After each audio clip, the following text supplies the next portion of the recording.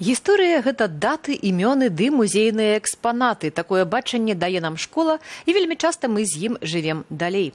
Але ў музеі жывой гісторыі, які зладзіў гістарычны факультэт Гомельскага універсітэту і клуб рэканструкцыі «Белы крыж», усё іначай. Там можна памераць доспехі, стрэліць з лука ды пакаштаваць старажытную ежу. Тут б'юцца рыцары і прагульваюцца іхныя прыгожыя дамы. Тут гатуюць старажытную ежу і вараць зёлкі.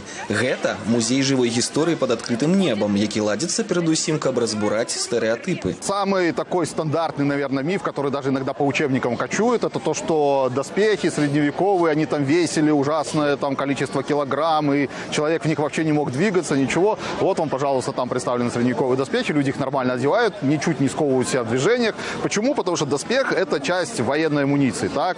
И ты не должен себя сковывать в движениях, иначе ты будешь плохо сражаться. Сярод экспанатаў прылады 14-15 стагоддзяў, калі ў бітве на Ворскле ў войску ВКЛ бралі ўдзел тэўтонскія рыцары. І яны насамрэч маглі быць менавіта ў гэтым месцы Гомля, як тлумачаць гісторыкі, а гараджане імпрэзе верныя. Я впервые его посещаю и жалею, что я в предыдущие 4 раза упустила такую возможность.